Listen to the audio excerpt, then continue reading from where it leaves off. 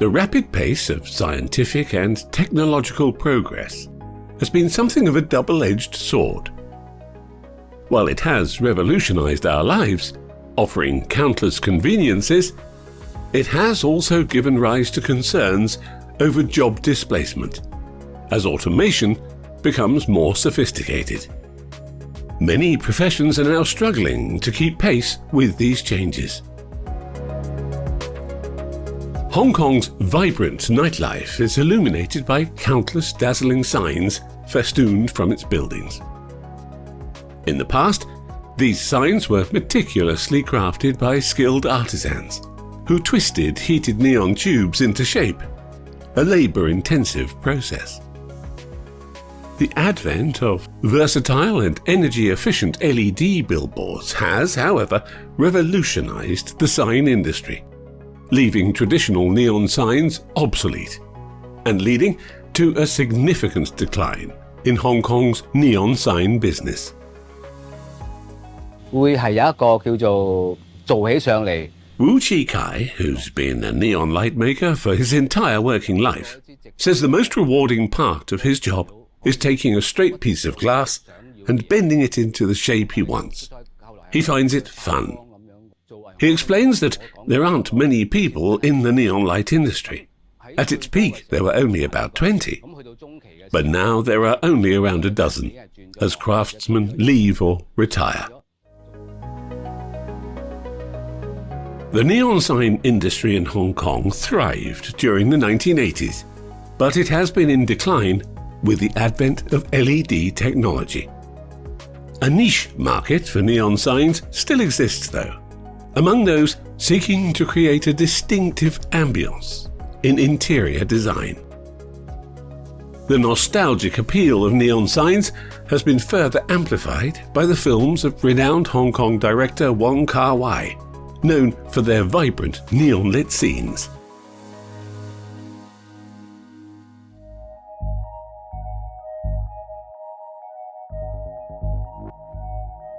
As computers are now ubiquitous, people have become more comfortable typing documents themselves, even if their typing skills aren't perfect. The widespread use of computers and smartphones for typing has led to a decline in the demand for professional typists. 40 years ago, Candelaria Pinilla de Gome set up a typing table on a Bogota street. This profession was known to the general public as a street typist. Typewriters were never common household items, so people would hire professionals to type their letters, contracts, deeds, invoices, and the like. At 68 years old, Candelaria recognizes that technology has now rendered her profession obsolete. Her Monday to Friday document typing job now yields a mere $280, Colombia's minimum wage. Despite the meager sum, her age and limited skill set leave her with few alternatives. Once aspiring to teach, her father's untimely death when she was just 8 forced her to relinquish that dream in favor of learning to type and supporting herself. The DVD rental industry, once a thriving business, has undergone a dramatic transformation due to technological advancements. For most of the past 2 decades, physical DVD rental stores were immensely popular. The advent of the internet and streaming platforms like Netflix, HBO, and Disney Plus has, however, led to a significant decline, forcing many stores to close. Despite this industry shift, Howard Salen's DVD store in New York City remains open, catering to a dedicated clientele. For these customers, the experience transcends the physical DVD, fostering a sense of community and shared passion for film through discussions and the exchange of knowledge. What I like about this job, interacting with people and turning people on to quality movies that will particularly fit their taste. While Netflix provides a vast content library to its subscribers, it may cater more to younger viewers. who are adept at self-curation. Older people, meanwhile, often appreciate personalized recommendations which match their preferences. But with an older clientele, the amount of choice is far less important than the quality of what's there, and the knowledge of what the quality is, which is very hard to find. Technology has also revolutionized film projection, pushing the profession of film projectionist to the brink of extinction.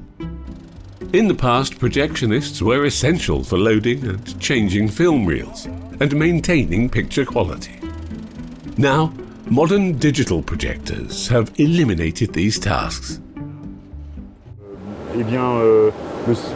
Benjamin Lewis, projectionist and technical director of Luxor Cinema, says that there is a little risk involved with the new technology though. A technical problem might arise that could require a certain level of skill to resolve. He says that managing such a situation can be gratifying, and successfully repairing the issue, which they do most of the time, feels like saving the screening.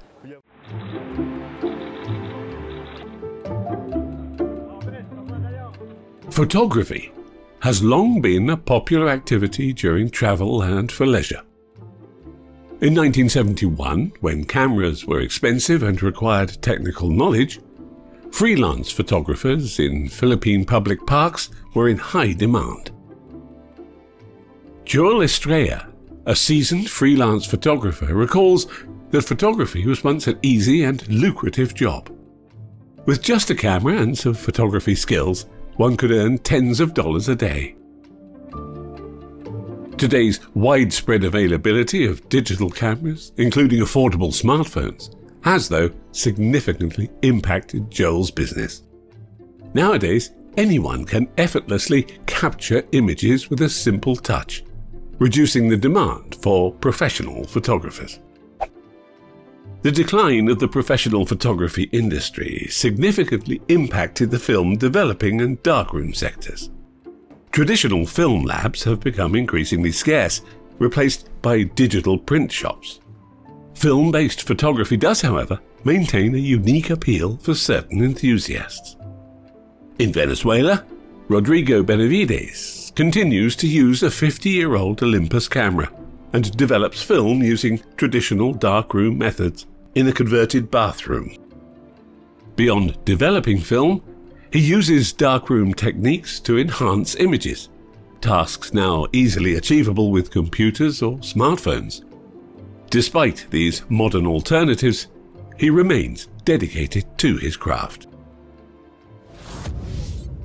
If you want to see more great content from all over the world, please like the video, subscribe to our channel and hit the bell icon. Thank you.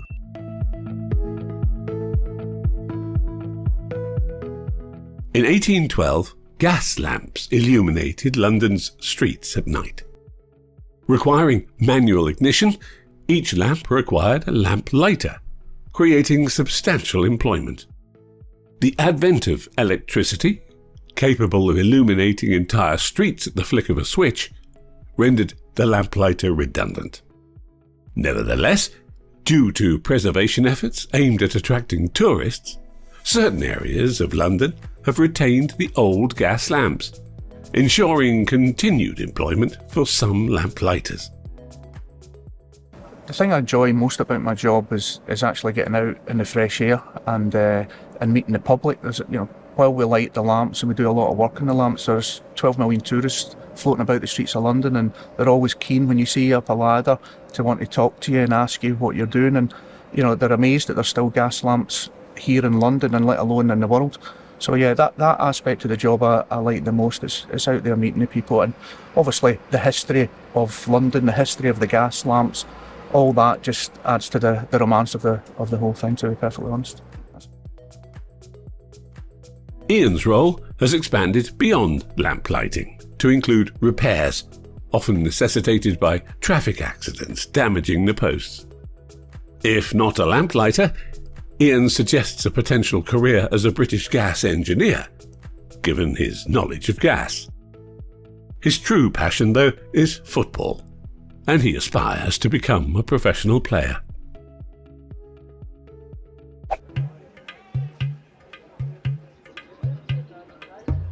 For over 18 years, Samson Mooley, a 42-year-old father of two, has supported his family by selling water at the market.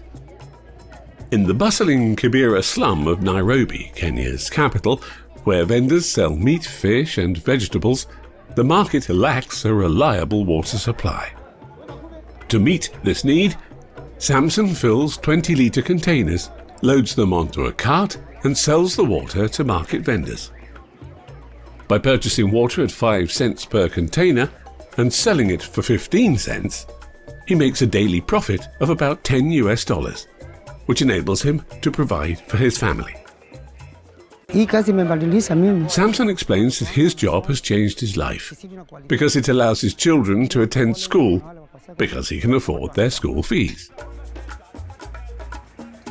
His livelihood has, however, been directly affected by urban development, particularly the installation of citywide piped water systems. Water delivered directly to homes is far more convenient than buying it in containers.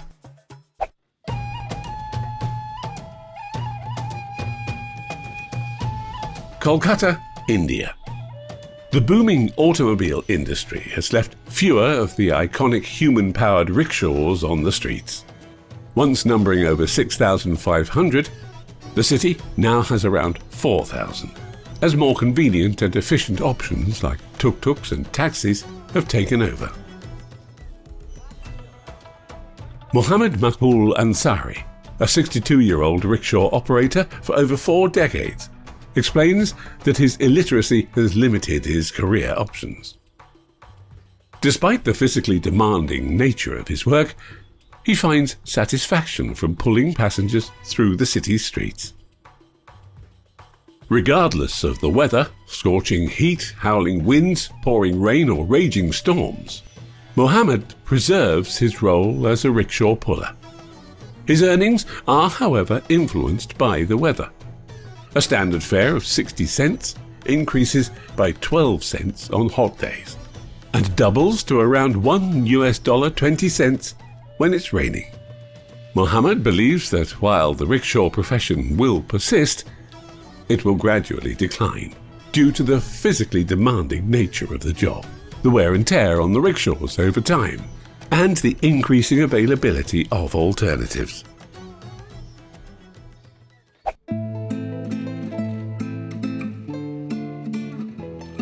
Things used to be built to last, often being repaired rather than replaced.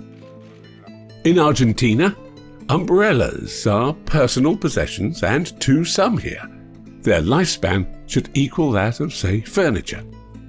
Elias Fernandez, an Argentine umbrella repairman, has observed this longevity firsthand. People expected a lifetime of use from a single umbrella, inspiring him to learn the intricate art of umbrella repair. This unique profession has proven to be a profitable venture. Elias reflects that in the past they did more repairs, and it had been worthwhile, because people used to buy an umbrella with the intention of keeping it for life, so they would bring them in to be repaired. Today's industrial production methods, though, generate enormous quantities of goods efficiently and cheaply. Coupled with marketing strategies that encourage consumption, the demand for repair work has reduced significantly. While people used to get broken umbrellas repaired, they now usually opt for replacement. This shift has gradually eroded the umbrella repair profession. When asked about his dream, Elias expresses a desire to be a professional football player, a popular sport in South America, if he weren't an umbrella repairman. The ear cleaning profession, particularly using cotton buds, is facing decline due to industrially produced and marketed products. Mohammed Joyner, a 50-year-old ear cleaner in Dhaka, Bangladesh, remembers a time when 10 to 20 ear cleaners used to work at the bus terminal. Today, though, The widespread availability of affordable, clean cotton buds has led people to skip the professional ear cleaning services. This shift has caused job losses for ear cleaners like Mohammed, though he remains hopeful that the profession will endure. Further diminishing their opportunities, doctors have issued warnings about the dangers of inserting objects into the ear canal and the risks associated with non-medical ear cleaning.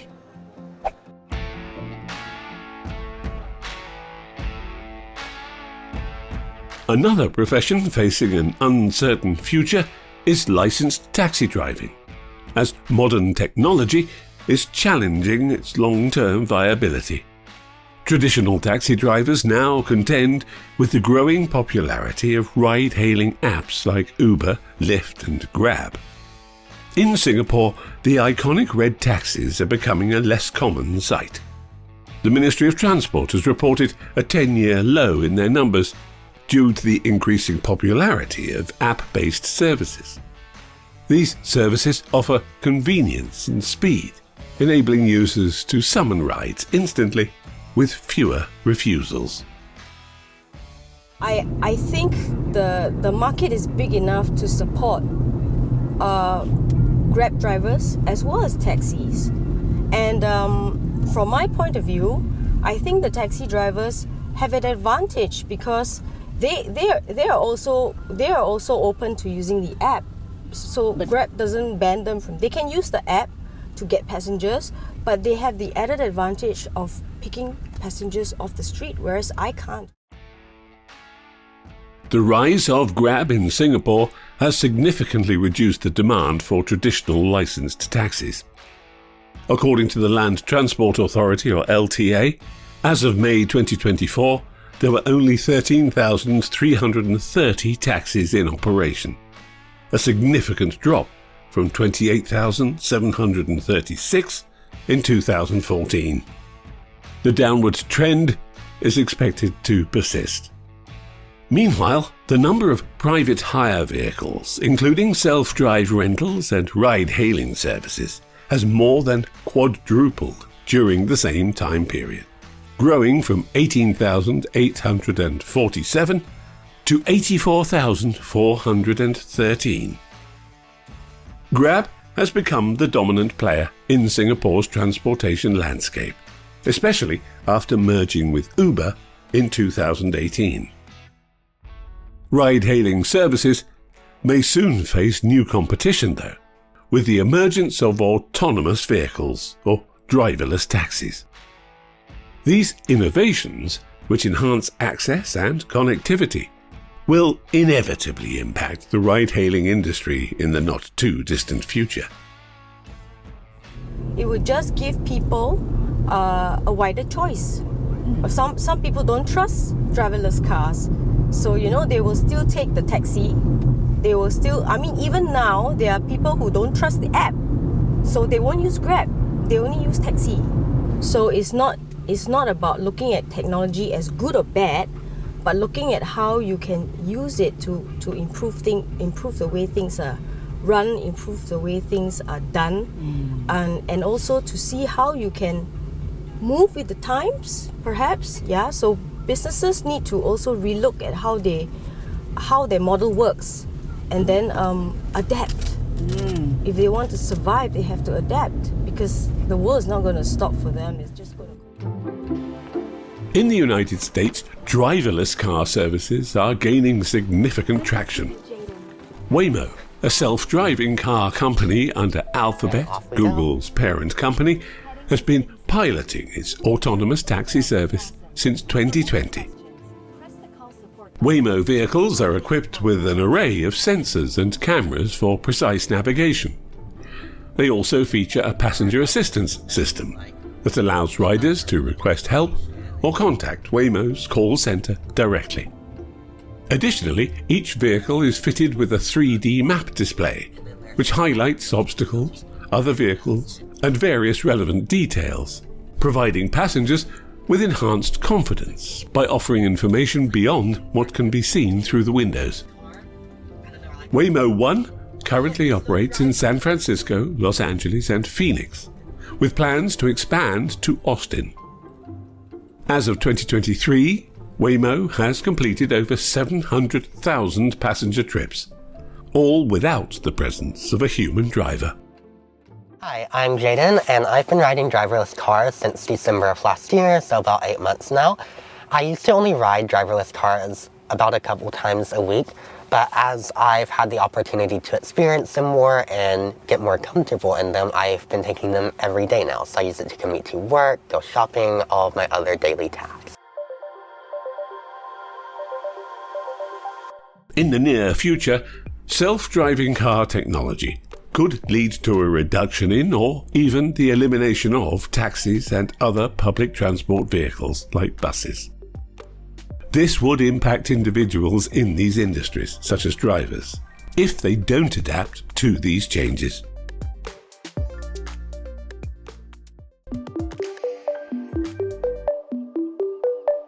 Amidst the ongoing and rapid advancements in technology, spanning from essential utilities like electricity and water to cutting-edge innovations such as the Internet of Things and artificial intelligence, AI is increasingly revolutionizing industries globally and is having a particularly strong impact on the business sector. As artificial intelligence becomes a more significant force, many companies are adopting it as an efficient assistant. This shift also means, though, that AI is replacing humans across various sectors. Tasks that once required human effort are now being completed more swiftly with AI's assistance. Consequently, companies are favouring AI over human resource, leading to reduced workforces in positions in which AI can take over. In the near future, we will see many professions disappear due to the relentless advancement of technology. As certain professions fade away, though, history tells us that new ones tend to emerge to take their place. In a world of constant change, traditional jobs must adapt, find new meaning, or offer alternative value to endure. Otherwise, they are simply awaiting their inevitable end.